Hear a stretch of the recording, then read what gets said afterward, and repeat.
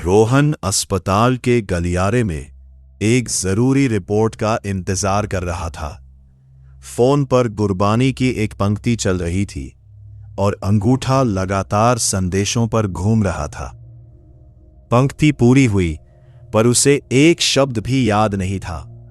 कानों ने आवाज सुनी थी, ध्यान दर के पास बैठा था।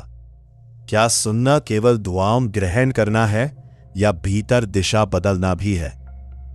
8वीं पौड़ी का बार बार लौटता शब्द है सुनिए। दर्पण इसे केवल कान में आवाज पढ़ना नहीं कहता। सुनना जब नाम में सुरती जोड़ी जाए, यानी ध्यान भटके नहीं, अर्थ भीतर टिके और सुना हुई बात हमारे देखने और जीने के ढंग को छुए। यही अंतर है आवाज सुन लेने और गुरु की सीख को अपने भीतर जगह देने में। यह गुरु नानक साहिब की जपुजी साहिब की 8वीं पौड़ी है, अंग 2 पर। दर्पण बताता है कि पौड़ी 8 से 11 एक ही लड़ी है, सुनिए की लड़ी। यहां 6 पंक्तियां 3 जोड़ों में दिखती है। पहले आत्मिक ऊंचाई और सहारा, फिर सारी सृष्टि और काल, और अंत में भीतर का विकास तथा दुख पाप का नाश। सुनिए सिद्ध पीर सूरीनाथ।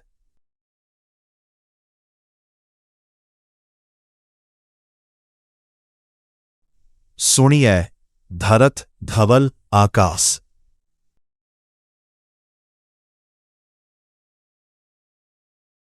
सुनी नाम और प्रभु की सिफत सलाह में सुरती जोड़कर सुनने से। सिद्ध वे योगी जिनकी साधना सफल हुई। पीर आध्यात्मिक मार्गदर्शक। सो देवते। नाथ ऊंचे योगिक गुरु। पहली पंक्ति 4 प्रतिष्ठित आत्मिक पद सामने रखती है। दर्पण का जुड़ा अर्थ यह नहीं कि कोई नाम पट्टा अचानक बदल गया। साधारण मनुष्य भी ऐसी ऊंची आत्मिक अवस्था तक पहुंच सकता है। यह जादुई पदवी या किसी महान व्यक्ति की नकल नहीं है। असली बदलाव सुनने वाले के भीतर है। जब हम उत्तर तैयार करने, अपनी बात सिद्ध करने या केवल रस्म पूरी करने के लिए नहीं सुनते, तो अहंकार थोड़ा शांत होता है, अर्थ स्पष्ट होता है, विनम्रता आती है और अगला कर्म सुधर सकता है। आत्मिक ऊंचाई बाहर लगाया हुआ तमगा नहीं, ध्यान की दिशा और जीवन की चाल में दिखाई देती है। दूसरी पंक्ति में फिर सुनिए धरती धरती। पुरानी ब्रह्मांड कल्पना में धरती का बैल सहारा, आकाश आकाश। यहां प्रश्न केवल यह नहीं कि धरती किस चित्र पर टिकी है। सुनने से मनुष्य को सहारे की समझ मिलती है। जिन चीजों को हम अंतिम आधार मान लेते हैं, शरीर, पैसा, योजना या नियंत्रण, क्या वे सचमुच अपने बल पर टिकी है? दर्पण का जुड़ा भाव है, धरती और आकाश का असली सहारा प्रभु है। इसे विज्ञान से लड़ती कहानी न बनाए। पुराना धवल चित्र सहारे का प्रश्न खोलता है, उत्तर प्रभु की व्यापक सत्ता की ओर जाता है। रोहन को भी दिखता है रिपोर्ट महत्वपूर्ण है, पर पूरा अस्तित्व उसके नियंत्रण पर नहीं टिका। सुनिए दीप लोआ पाताल।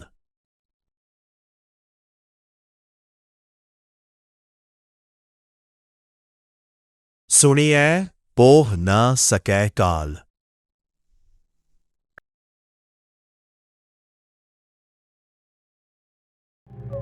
तीसरी पंक्ति का सुनिए वही सुरती वाला सुनना है। दीप धरती के 7 पारंपरिक विभाग या द्वीप। लोह लोक भवन अस्तित्व के क्षेत्र। पाताल नीचे माने गए लोक। ये आधुनिक भूगोल की गिनती नहीं, पूरी सृष्टि को कहने वाली पारंपरिक भाषा है। दर्पण का भाव है, सुनते सुनते मनुष्य को प्रभु की व्यापकता दिखने लगती है। ऊपर नीचे पास दूर, कोई क्षेत्र उससे बाहर नहीं। चौथी पंक्ति सुनिए ऐसे सुनने से, ओही छू या प्रभावित कर नहीं, सकै सकता।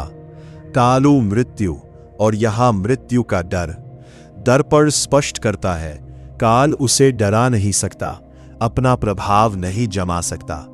इसका अर्थ शरीर कभी मरेगा नहीं या संकट आएगा ही नहीं, यह नहीं। अर्थ है मृत्यु का भय मनुष्य के पूरे विवेक और हर निर्णय का मालिक नहीं रह जाता।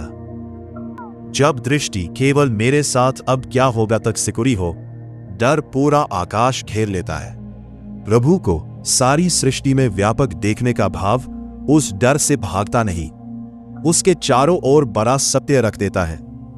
रोहन की रिपोर्ट अभी भी आनी थी, लेकिन उसने अनुमान वाले संदेश बंद किए, डॉक्टर के लिए साफ प्रश्न लिखे और घर पर मां की बात बीच में काटे बिना सुनी। परिस्थिति वही थी। उसका अगला कदम डर की अकेली आवाज नहीं तय कर रही थी। पर क्या मृत्यु का डर कम होने का अर्थ यह है कि दुख तुरंत मिट गया और चेहरा हर समय मुस्कुराता रहा? पौड़ी का अंतिम जोड़ा अधिक गहरा उत्तर देता है। वो बाहर की परिस्थिति से पहले भक्त के भीतर के विकास की बात करता है और फिर बताता है कि ऐसा सुनना दुख और पाप की पकड़ के साथ क्या करता है। नानक भगता सदा विगास।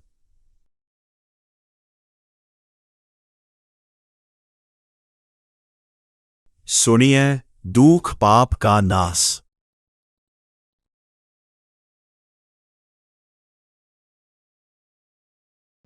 नानक गुरु नानक साहिब कहते हैं, भक्तजनों के भीतर सदा हमेशा विगासु खिड़ाव उमंग भीतर का आनंद। फिर सुनिए सुरति जोड़कर सुनने से दुख पाप गलत और दूर ले जाने वाली प्रवृत्तियां का नासु नाश पकड़ का टूटना। विकास केवल चेहरे की लगातार खुशी नहीं, अर्थ से जुड़ा वह भीतरी खिलाव है जो कठिन समय में भी दिशा और संबंध बचाए रखता है। दर्पण का जुड़ा अर्थ है प्रभु की सिफत सलाह सुनने से भक्त के हृदय में खिराव रहता है और दुख पाप का नाश होता है। इसे इलाज, आघात या हर बाहरी परिणाम के तुरंत गायब होने का दावा ना बनाए। सुनना भीतर की जड़ को छूता है, अज्ञान, अकेले भय और गलत प्रतिक्रिया की जड़ को। समझ बदलती है, फिर चुनाव बदल सकता है। यही बदलाव जीवन में दिखाई देने लगता है। स्रोत का जुड़ा भाव यह है, सुरति से सुनने वाला आत्मिक रूप से उठता है। उसे प्रभु, धरती, आकाश और सभी लोगों का सहारा दिखता है। मृत्यु का डर उसे दबा नहीं पाता। भीतर खिड़ाव रहता है और दुख पाप की पकड़ टूटती है। रोहन की कहानी हमारी मिसाल है। शब्दशः अर्थ नहीं, परिस्थिति बदलने की गारंटी नहीं, सीख है ध्यान और कर्म की दिशा बदलना। आज सुनने का 3 प्रश्न अभ्यास कीजिए। पहला, मैंने केवल आवाज सुनी या ध्यान सच में जुड़ा? दूसरा, जो सुना क्या उसे अपने शब्दों में एक वाक्य में कह सकता हूं? तीसरा, मेरा अगला सच्चा कर्म क्या बदलेगा? किसी की बात पूरी सुनना, अफवाह ना फैलाना या जरूरी कदम शांत होकर उठाना? एक पंक्ति चुनिए, सुनिए, समझिए, फिर व्यवहार में उतरने दीजिए। सार, सुनना सुरति जोड़ना है। इससे दृष्टि फैलती है, डर की पकड़ घटती है और भीतर विकास आता है। अगली पौड़ी पूछेगी, सुनना है और क्या खोलता है?